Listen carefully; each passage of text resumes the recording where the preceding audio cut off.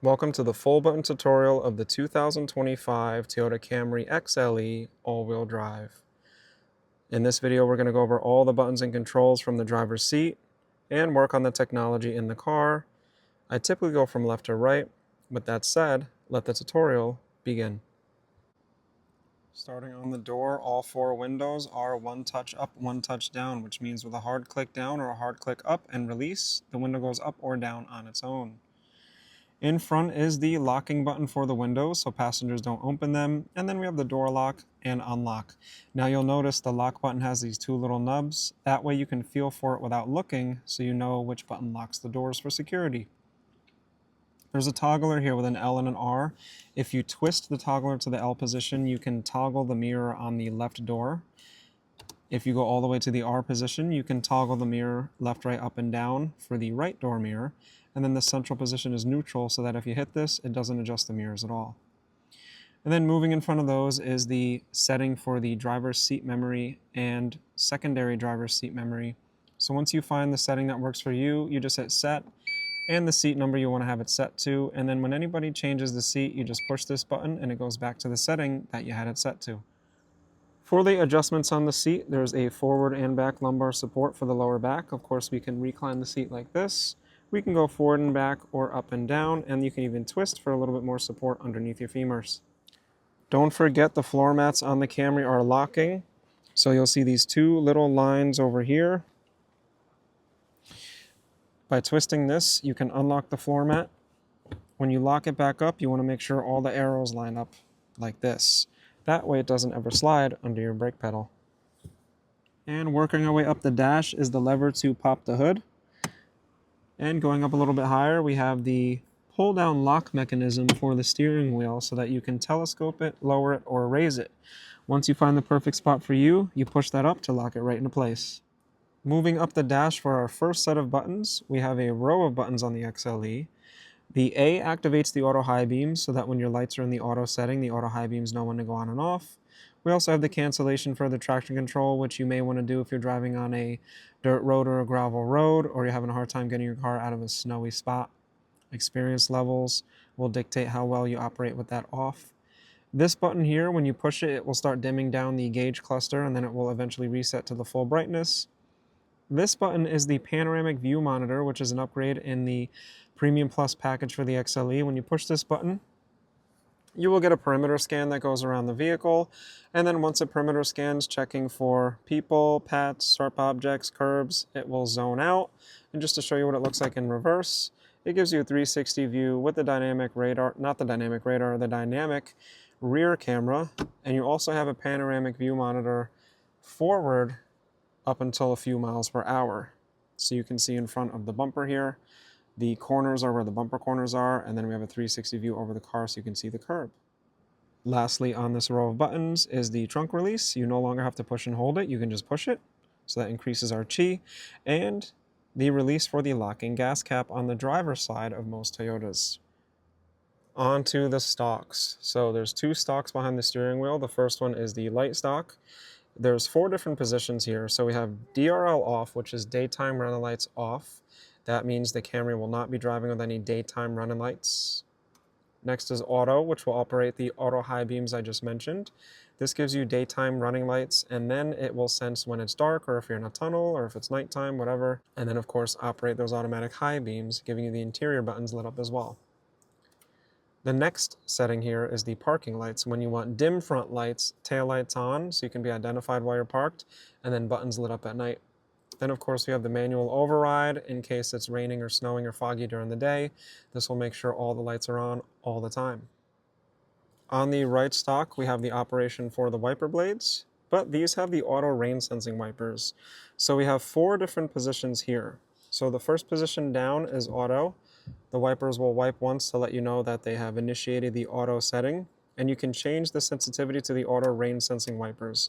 These wipers will sense rain, or if you're in a car wash or getting your car windshield service for you at the gas station, and they will start wiping and push away all the rainwater from the windshield. Now, of course, you can change the sensitivity because these will actually speed up and slow down with the rain. The next setting down, which I won't do, is going to be a low constant, and then the fourth selection down is going to be a high constant. On the top of the stalk, there's a little symbol for pulling the stalk towards you. That's going to wash the front windshield with the windshield washer fluid. Of course, there's none in the back because this is not a hatchback. Onto the steering wheel. So, like most Toyotas, all the buttons are in the front. We have a left button pad and a right button pad. Let's start with the left. So from top to bottom on the left, the first button is going to be the back button.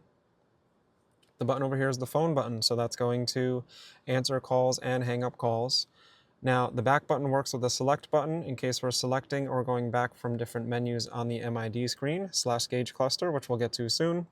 Then, of course, operating on the gauge cluster is the side to side and the up and down. We'll mostly be using side to side, which will go through these multi-information displays that cycle through the different pages.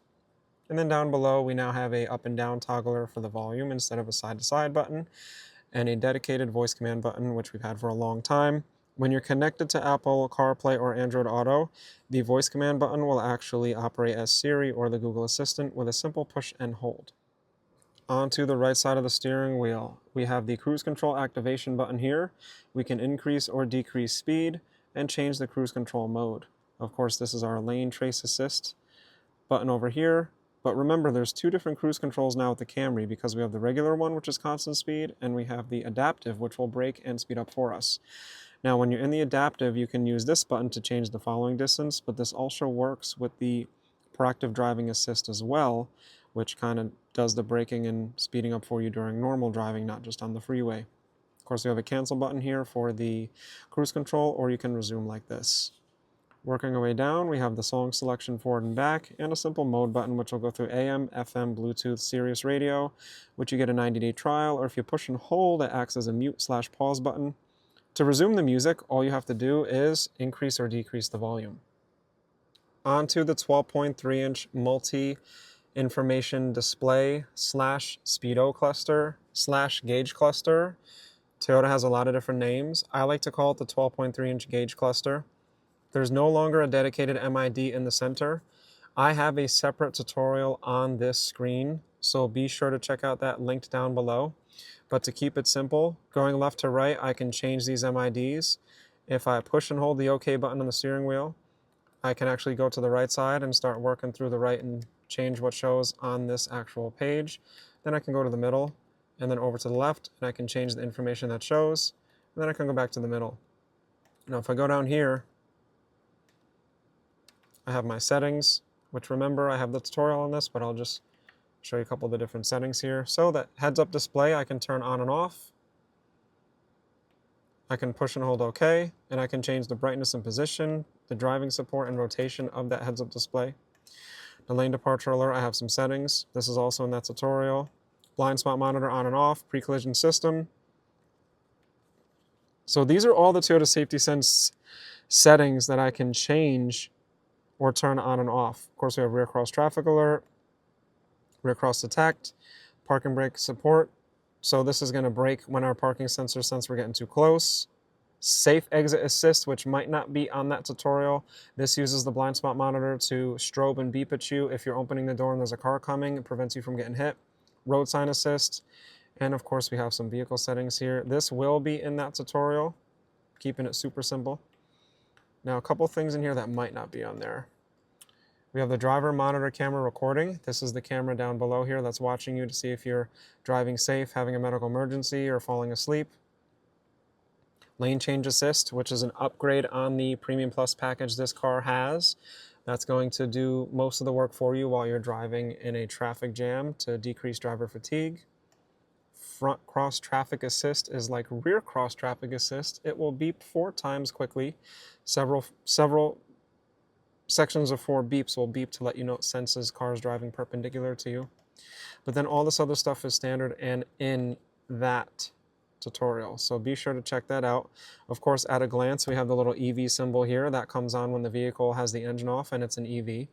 When we start the car, we look for the ready symbol. We don't listen for the engine anymore. If you're super new to hybrids, there will be a link down below for my crash course hybrids video that I made a couple years ago. Check that out. I try to digest it and keep it super simple.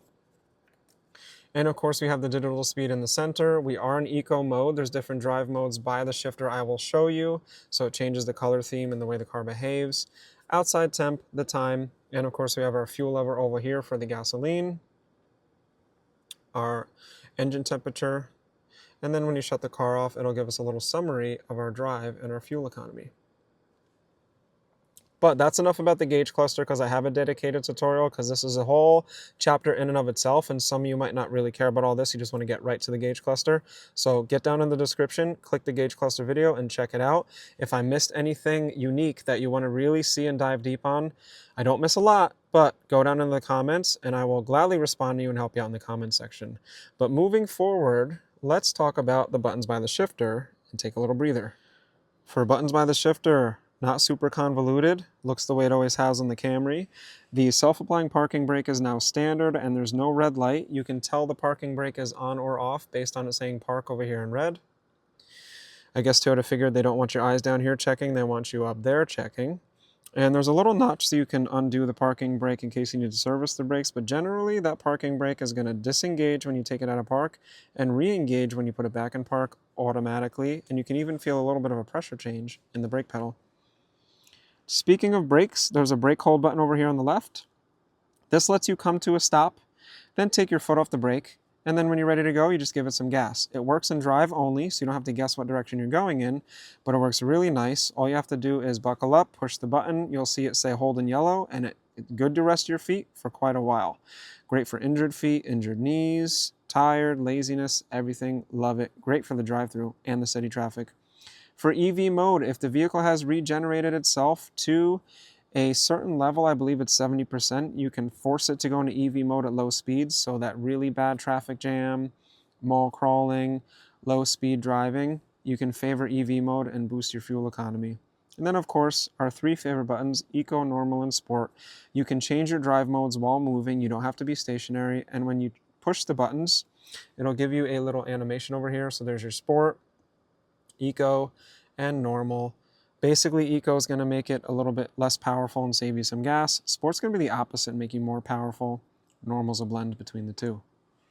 Now for the shifter, with an overhand grip, there's a little lever. Push the brake, down it goes into drive. You can also go into shift mode and toggle through some simulated gears on the ECVT. Back to drive. Of course, we have neutral and reverse.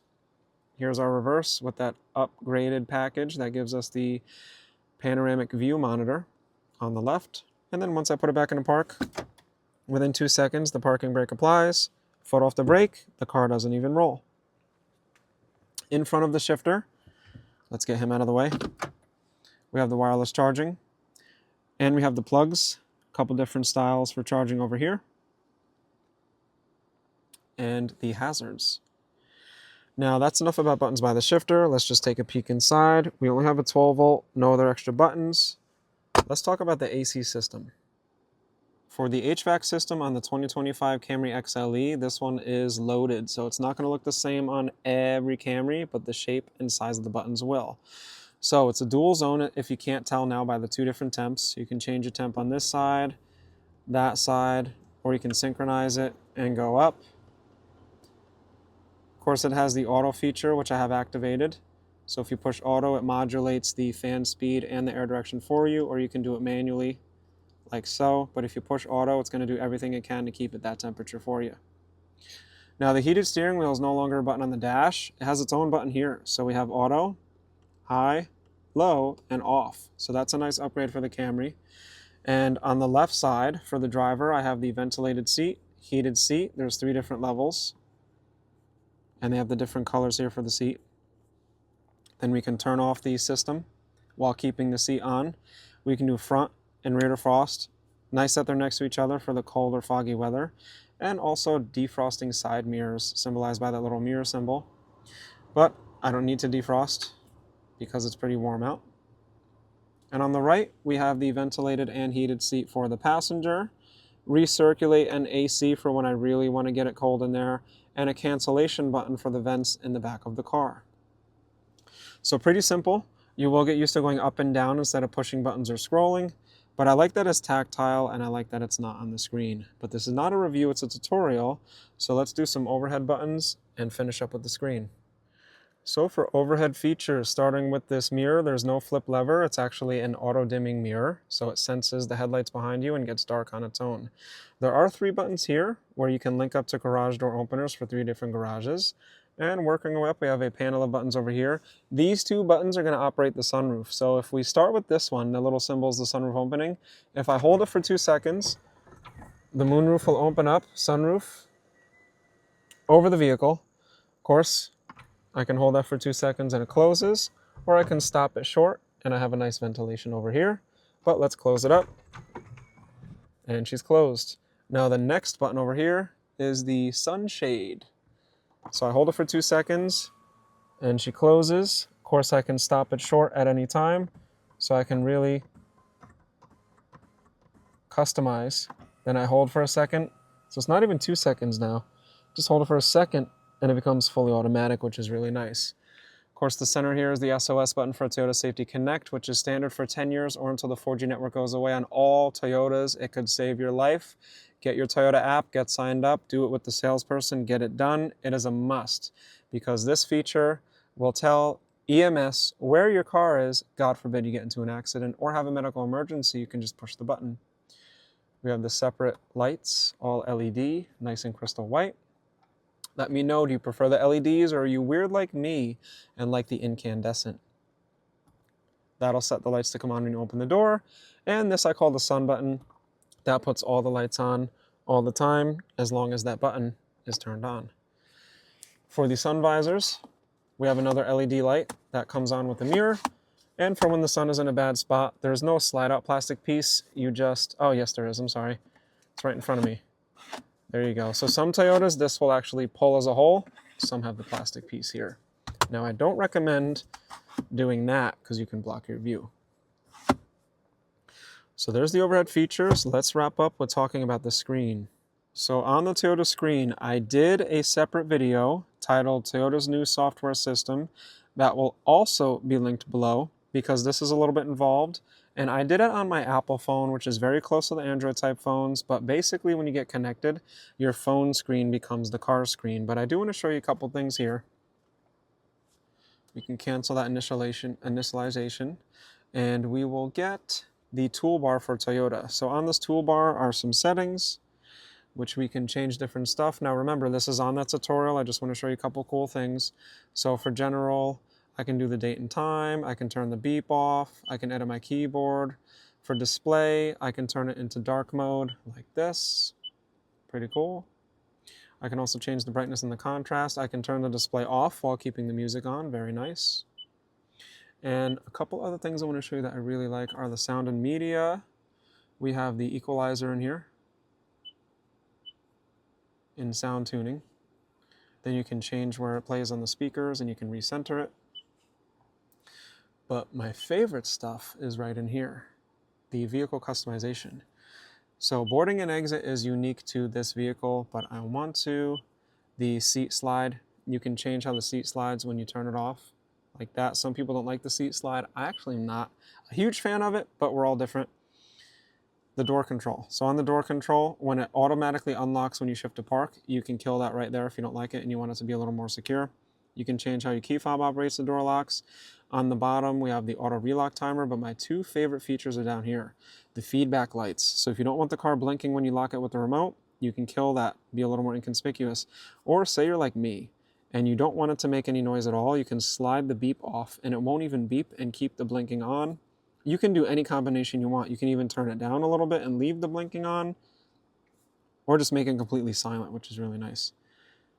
And lastly, for lights, you can change the auto headlight sensitivity, how long they take to turn off when you shut the vehicle off.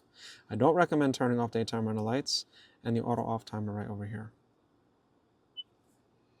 Then we just have some information about gas mileage. This is all going to be on the tutorial. Here's where we get to our radio, and then we have a cloud-based navigation that you can sign up through Toyota, which is pretty cool, but I suspect most people are going to use Waze, Google Maps, or Apple Maps. And that wraps up the video, guys. I tried to keep this tutorial concise. I didn't want it to be super long-winded, and we're starting to break up these tutorials now because these are going to be consistent in the next generation of Toyotas. So let me know what you thought. If there was a particular feature about this car that I didn't dive deep enough, you know you can find me down in the comments down below. And if you enjoyed the video, please take a moment to hit that subscribe button down on the side. It makes all the difference, guys. It helps Toyota know that this video is worth making it to other people. With that said, this is Brian signing out. I'll see you in the next one. Peace.